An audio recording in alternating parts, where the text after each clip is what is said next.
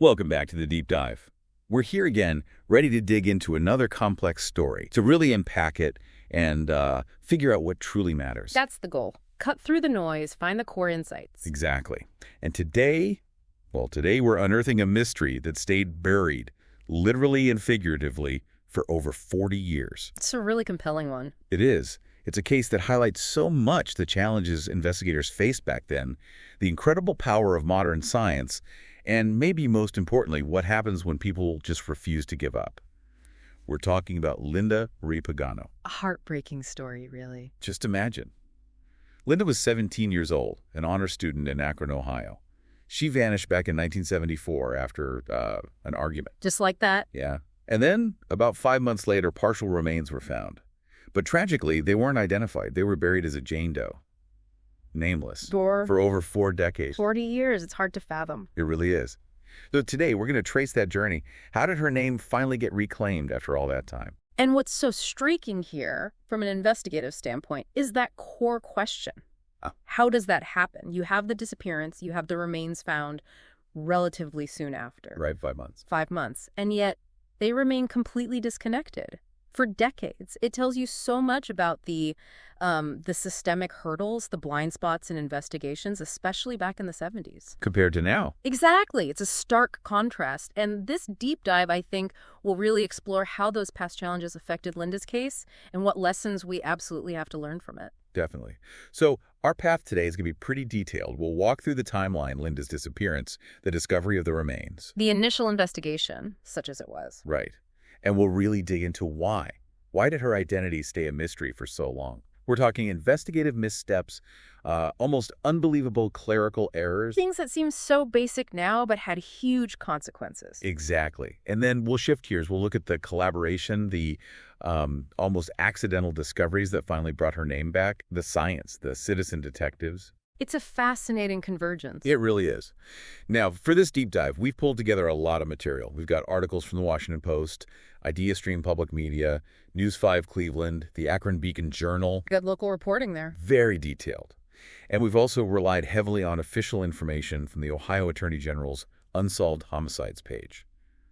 So together, these give us a pretty comprehensive picture of the events, the investigations then and now, and the ongoing efforts to find her killer. And that why now question, it just hangs there, doesn't it? Uncovering Linda's identity after all this time, it's more than just closing one cold case file. It feels bigger. It connects to these broader themes, persistence, just refusing to let someone be forgotten, the incredible power of data, of DNA, and that basic human hope for justice, even when a case seems impossibly cold. It shows answers can be found, even after decades. Absolutely. It's a testament to that. Okay, so let's go back to 1974. Who was Linda Pagano? Let's try and paint a picture. Well, Linda Marie Pagano, born April 11th, 1957. She was the youngest of 3 kids. She had a brother, Michael, and a sister, Cheryl. And her family described her. How's that? They remember her as shy, but also really honest, hardworking, and a big animal lover. That detail always stands out, doesn't it? Tells you something about a person's nature. It does. And in 1974, she seemed to be doing well. Very much so. She was an honor roll student at Springfield High School. Smart, dedicated. And she worked, too. Yeah, she had a job at the Talmadge A&W root beer stand. So, juggling school and work. Yeah. Responsible. Seems like a typical bright teenager with plans. Which makes what happened next even harder to understand. Exactly. Now, there's a detail about a car that summer. Her stepfather, Byron Claflin, had bought her a new Ford Mustang. Right. A big deal for a teenager. Definitely. Though, interestingly, the sources aren't totally consistent on the color. Some say gold, some say orange. It's funny how those details can get muddled over time in reports, even fairly straightforward ones. Yeah, it just shows you. But the key thing is, she had this new car. And her living situation that summer is also pretty relevant, isn't it? How so? Well, according to her brother Michael, Linda was actually staying with her stepfather, Byron Claflin, for the summer. Okay. And the reason, partly, was because she felt he was lonely. He and her mother had separated. Wow. So she was staying there to support him. Seems like it. It paints a picture of a really thoughtful, empathetic kid. Right. Willing to do that for family. Yeah, it really does. Yeah. Which, again, makes her just vanishing. Yeah. It's hard to reconcile. Absolutely. Okay, let's zero in on that critical night. Saturday, August 31st, 1974. Right. The start of Labor Day weekend. Linda goes to a concert in Cleveland. Crosby, Stills, Nash, and Young. With her boyfriend, Steve Wilson. Okay. They come back to Akron, late early morning hours of Sunday, September 1st. Mm-hmm. Linda drops Steve Wilson off at his home. Right. And then she drives to her stepfather's apartment, Byron Claflin's place on Carnegie Avenue. And that's the last point anyone besides potentially Claflin knows for sure where she was. The last confirmed site. Exactly. Claflin is the last person confirmed to have seen her alive. His story was that they argued. About her being late. Yeah, about her getting back late from the concert. And according to him, he told her to leave. And this is where the initial police response becomes problematic, looking back. Extremely. Right. The police initially seemed to view her as a possible runaway. Despite the argument, despite the circumstances. Apparently so. And that framing, that runaway label, likely meant the case wasn't treated with the urgency it deserved in those critical first hours. The golden hours. Right. Vital time was potentially lost. And there's a really significant detail here, too. Her new Mustang. It was left behind. She didn't take the car. Nope. Which really argues against the runaway theory, doesn't it? If you're running away, why leave your brand new car? You wouldn't think so. But that didn't seem to change the initial assessment. Not enough, it seems. The runaway idea persisted. But her family, they knew something was wrong. Oh, absolutely. They didn't buy the runaway idea. They started checking with her friends immediately, searching for her. And they reported her missing quickly. Yes, the very next day. Sometime between September 1st and 2nd, they filed the official missing person report with Akron PD. But even then, it didn't get much attention. Sadly, no. Media coverage at the time was minimal. There wasn't that immediate, widespread public alert that we often see today, which can be so crucial for generating early leads. Another missed opportunity. A big one. Okay, so Linda vanishes early September 1st, 1974. Then fast forward just 5 months. Right. To Wednesday, February 5th, 1975. What happens then? 3 boys are out hiking. They're along the Rocky River in an area that's now part of the Millstream Run Reservation, Cleveland Metro Parks. This is in Strongsville over in Cuyahoga County. Okay, so about 25, 30 miles from Akron where she disappeared. Correct. And while they're hiking, they find something on a sandbar. Partial skeletal remains. Oh, wow. The location is documented pretty precisely. East bank of the Rocky River, 800 feet west of Eastland Rod, Strongsville. You mentioned a slight inconsistency in the records. Yeah, the Ohio AG page header mentions West Bank too, but the main description and other reports point to the East Bank sandbar. So East Bank seems more likely, usually a minor point, but in cold cases, you look at everything. Absolutely. So the remains are found. What did forensics determine back then? The Cuyahoga County coroner moved quickly and made a crucial determination. It was a homicide. How do they know? By gunshot. They noted a .25 caliber bullet hole, described as fitting snugly in the left temple. A specific caliber, that's important. Very important, and something that was accurately recorded and preserved. The remains themselves were mostly skeletal. Reports say part of the jaw missing. I've seen online speculation about the entire jaw being gone. Yeah, that circulates in forums, but the official reports we've seen just say part of the jaw missing. So we'll stick with that. Okay. Yeah. Any other evidence found at the scene? Unfortunately, no. Nothing suitable for the forensic techniques they had in 1975. The scene yielded very little beyond the bones themselves and the bullet evidence in the skull. And then came another critical and ultimately detrimental finding. The age estimate. Yes, this was huge. The initial estimate put the age of the deceased at about 20 years old. Not 17 like Linda. Exactly. That 3-year difference would prove to be a major barrier to connecting these remains to Linda Pagano. So, unidentified, ruled a homicide, estimated age 20.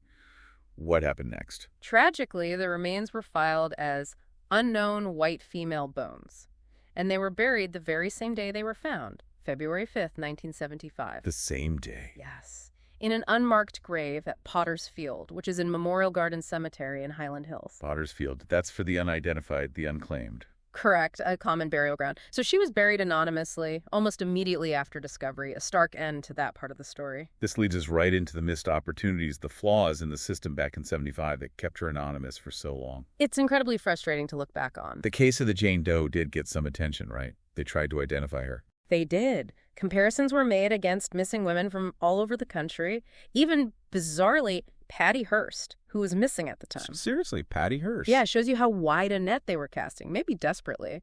But here's the most agonizing part. Linda's brother. Michael Pagano. He saw news coverage about the remains found in Strongsville, and he called the Strongsville police. He thought it might be Linda. He did. He suggested it could be his missing sister. But he recalled being told, essentially, that the victim didn't fit. Why? Based on what? Based on that initial assessment. He was told the victim was too old, remember the 20 versus 17 estimate, and also likely too tall. Too tall. Linda was tiny. Exactly. 4'10", 100 pounds. So that dismissal, based on potentially flawed initial estimates, was just devastating. And they didn't even note her name down. Apparently not. Her name wasn't entered into the case file as one of the missing persons compared. That potential link offered by her own family was just dropped, shut down right there. Unbelievable. And it gets worse, in a way. There was another major failure, a clerical error. What kind of error? A simple clerical mistake, maybe a spelling error, in how the Strongsville Jane Doe case was filed. And that error prevented the case from being properly entered into NAMUS. NAMUS, the National Missing and Unidentified Persons System. The very database designed to connect cases like these. Because of that error, for decades, Linda's unidentified remains weren't searchable in the national system where her missing person profile might eventually have matched. So the system designed to help failed her because of a typo. Essentially, yes. It effectively buried the case digitally, hiding it in plain sight. A small error with monumental, heartbreaking consequences. It basically sealed her anonymity for over 40 years. Wow. So if you connect all these dots, you see this pattern of systemic issues back in the 70s just compounding the tragedy. Right, let's break those down. The age and height misestimate. Huge factor. Calling her about 20 and implying she was taller than Linda directly led to her brother's tip being dismissed. It created this false profile that didn't match the missing girl from just down the road. A fundamental misclassification right at the start. Exactly. It actively worked against finding her. And then the runaway framing back when she first disappeared. That initial assumption by Akron PD likely deprioritized the whole investigation from hour one. Fewer resources, less urgency, maybe fewer interviews, less forensic focus on the car or the apartment. Losing that critical window. Absolutely. Those first 48 hours are everything. By framing it as a runaway, that crucial urgency was lost. It was a judgment call that had massive downstream effects. And the record-keeping failure. The neck-and-use error. That one is just staggering. A simple mistake preventing the national database from doing its job for 4 decades. We'll see later how quickly the match happened once that was finally fixed. It just screams, what if? What if that error hadn't been made? How much sooner? Exactly. It's a stark lesson in just how vital, accurate data management is. It's not just paperwork. It's people's identities, families' answers. And it points to a communication breakdown, too, right? Between the different police departments. Almost certainly. You have Akron PD with the missing person case, and then Strongsville PD and Cuyahoga County with the homicide unidentified remains. She was a local Akron teen found just 1 county over. You'd think that connection would be made. You would. It raises questions about information sharing protocols back then. Were there shared bulletins? Did Akron even know Strongsville had found remains that could fit, despite the age discrepancy? Where did that chain break? We don't have the full answer, but something clearly failed there. It makes you wonder if anyone still has notes from that time. Old case files, personal logs, anything. But amidst all these failures, there are some things done right initially. Yes, it's important to acknowledge that. The Cuyahoga County coroner's work in 1975, ruling it a homicide by gunshot and noting the .25 caliber bullet, that was accurate. And preserved. Crucially, yes, that core finding was documented and remained consistent. It provided a solid, factual starting point when the case was eventually revisited decades later. Without that, it would have been even harder. So credit where it's due for that initial forensic determination. Okay, so decades pass. Linda is buried, unidentified. The case is cold. Files are likely gathering dust. How does it even start to come back to life? Well, this is where it gets really interesting. It wasn't necessarily one big official push initially. It was this confluence of events and some incredibly dedicated individuals. Starting with a college student. Right. Christina Skates. She was a student at Cleveland State University sometime between 2014 and 2016, and she was doing genealogy research. Genealogy.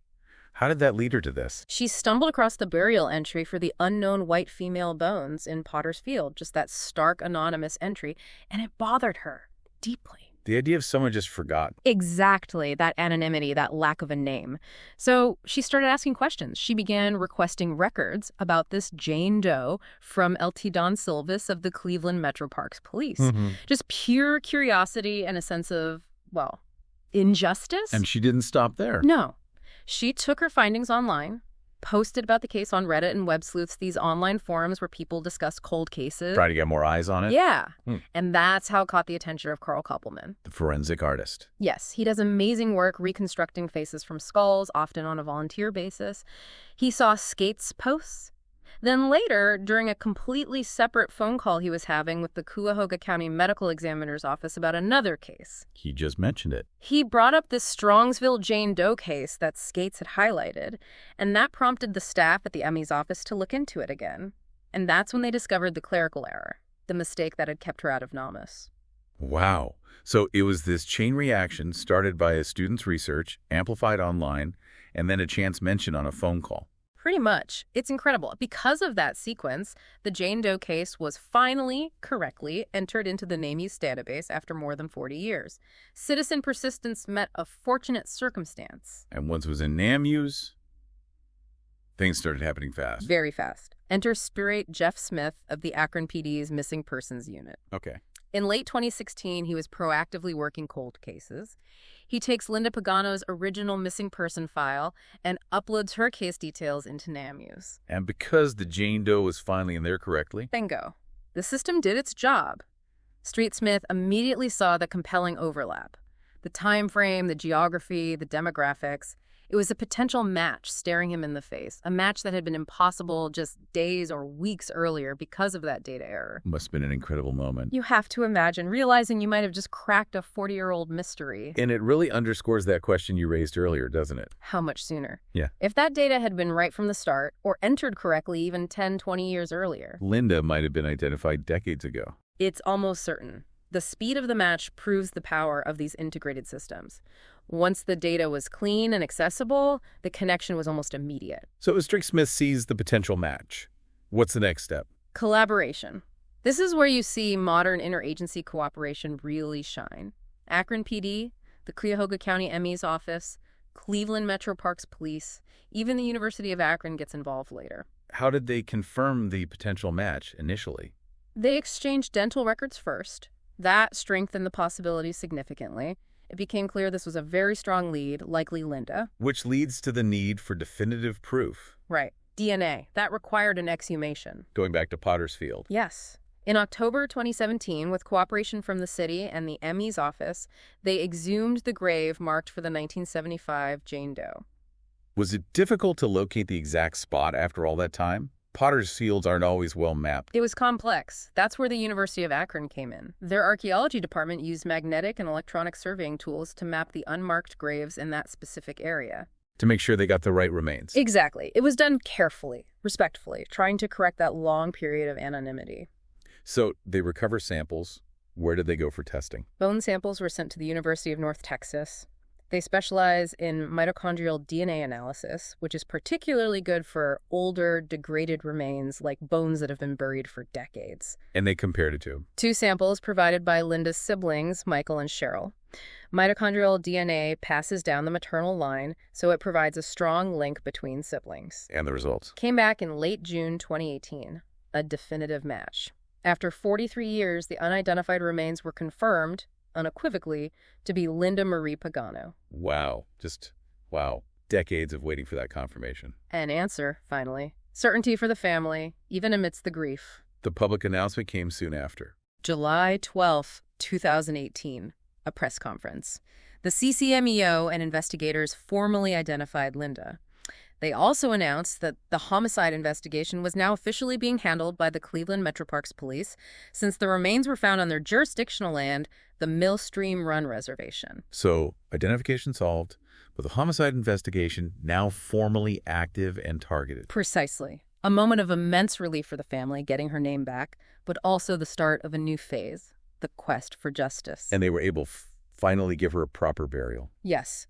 That happened in January 2019. Her remains were cremated and interred next to her mother at Holy Cross Cemetery in Akron. Back home. Back home, they held a memorial service, family, community, finally a chance to mourn her by name, to give her that dignity and final resting place she deserved.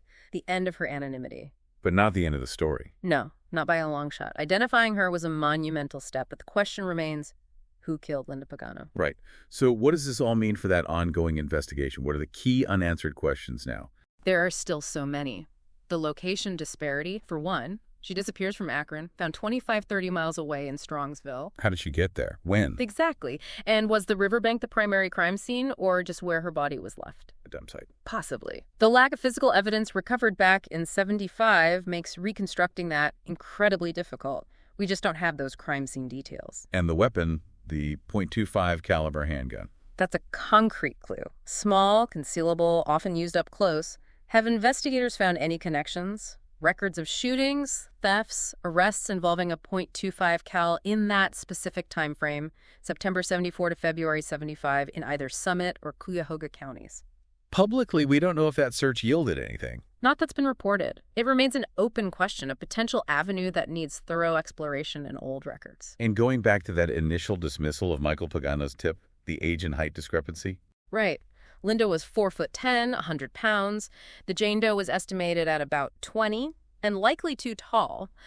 Could modern anthropology refine those estimates from the bones, maybe show just how far off they were? Did that initial assessment actively mislead investigators away from her? It seems plausible. It does. Understanding the margin of error back then could be informative. What about her very last movements? We know she dropped off her boyfriend, Steve Wilson, and went to her stepfather's apartment. But the exact timing isn't clear in public reports. What time did she actually arrive there? Did anyone on Carnegie Avenue see or hear anything unusual in those early morning hours? An argument, a gunshot, a car leaving hastily? Witness accounts from neighbors could be crucial even now. Absolutely. Memories fade, but sometimes specific events stick. Someone might remember something they didn't think was important at the time. And her belongings. The Mustang, specifically. She didn't take it. That's huge. Was it ever processed forensically back then? Checked for blood, prints, any sign of a struggle, or even who else might have used it after she vanished? And her clothes. Blue jeans, dark sweater. Any trace ever found. Nothing mentioned in the sources we have. No personal items recovered. Again, huge gaps where physical evidence could have told a story. Okay, so with all these questions, who are the police looking at? Have they named persons of interest? Yes. The main person publicly named as a person of interest is her stepfather, Byron Claflin. The last person confirmed to see her. Correct. He died back in 1990, June 28th specifically. Family members have long suspected him. What do we know about him around that time? His potential involvement? That's where public information gets thin. What was his schedule that weekend? Did he have access to a .25 caliber gun? What about his car, his movements? Did he have ties to the Strongsville area? These details aren't fully laid out in the articles we reviewed, but investigators are certainly looking into his history. And the boyfriend, Steve Wilson. He's described differently. As of December 2020, police said they wanted to speak with him as a key witness, not necessarily a suspect. The last person to see her before she went to Claflin's. Exactly. His recollection of her mood, their conversation, the timing, it could all be vital context. But again, as of the latest sources we checked, there is no public confirmation that they've located or spoken with him since that 2020 appeal. He is a critical missing piece of the puzzle. Now, you mentioned community forums and online discussions earlier. Sometimes unverified information pops up there. Right. It's important to be cautious with these. They aren't official findings, but they sometimes reflect persistent rumors or points investigators might be aware of. Like the detail about the mandible. Yeah, some posts claim the entire jaw was missing, while official reports say part of jaw. A subtle difference, maybe, but could point to different scenarios. And there was something about the Mustang. A comment on one blog claimed Claflin started driving Linda's Mustang after she disappeared, and maybe it was even registered to him. That would be significant if true. Highly significant. But again, unverified in the official sources we have, needs corroboration. But it shows the kind of leads that can surface from public memory or speculation. And details about the discovery site. A Web Sleuths user mentioned rangers crossing a trestle to get to the East Bank sandbar, and that the boys who found her lived west of the river. It fits the general narrative, but remains, forum-level detail. Useful for context, maybe, but needs official verification. So where does the investigation stand now, officially? Well, the latest comprehensive update we saw was from the Akron Beacon-Journal in December 2020. They confirmed the case is still open and active. And Cleveland Metro Parks police are leading it. Yes. They stated they've reviewed old records, gone back to the scene, conducted new interviews, and have identified persons of interest, plural. Plural. So Claflin isn't the only one they're considering. That's the implication. However, that same 2020 article noted that Linda's siblings felt they hadn't received many updates since the 2018 press conference, raising concerns about momentum. That must be incredibly difficult for them. Finally getting her identified, but then facing silence on the homicide investigation. It's a common frustration in cold cases, that tension between progress and the long periods of waiting. But the positive sign is the case is still listed as active on the Ohio Attorney General's Unsolved Homicides page. Case number 2019. It hasn't been shelved.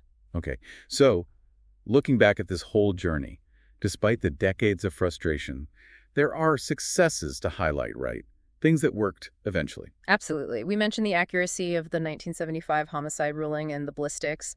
That initial forensic work held up and was vital. And the power of mammoths. Undeniable. Once the data was correct, the match was swift. It's a massive indication for national databases. The cross-agency collaboration, too. Exemplary in the identification phase. Yeah. Akron PD, CCMEO, Metro Parks Police, University of Akron, working together seamlessly. That's how it should be done. And finally, the citizen involvement. Cannot be overstated. Christina Skates starting it all. The online communities keeping the flame alive. Carl Koppelman connecting the dots. It shows that everyday people armed with curiosity and persistence can make a real difference in these cold cases. And a powerful message. It really is. So Linda Pagano's story. From a bright young life to a Jane Doe in an unmarked grave, and finally, her identity restored through sheer persistence in science. It's quite a journey. It truly is, and it drives home that point. Cold doesn't mean closed, it doesn't mean forgotten. Identifying Linda was huge, a massive victory for her family and for the system eventually. But the deeper truth, the who and why of her murder, that's still out there. The initial errors were costly. Immensely. Decades of silence, of questions. But the rediscovery proves that persistent inquiry, new technology, and public input can overcome even those massive hurdles. The challenge now is clear. Move from identification to justice. Find who did this. And that's where you listening right now might be able to help. This case is still active and investigators need information. Even something small could be the key. If you have seen, heard, or know anything at all related to Linda Pagano's case, even if it seems insignificant after all these years, please come forward. Your memory fragment could be the missing piece. Investigators have specific asks, too. Things they highlighted in their appeals. Right. First, they need to find Steve Wilson, Linda's boyfriend back in 1974. If you know him, or where he might be, he'd be in his mid to late 60s. Now, Cleveland Metro Parks. Police need to speak with him as a key witness. His perspective on that last night is crucial. Second, concert night details. Yeah. August 31st, 1974. Crosby, Stills, Nash & Young in Cleveland. Were you there? Did you see anything unusual involving a petite blonde teen from Akron? Rides offered or sought?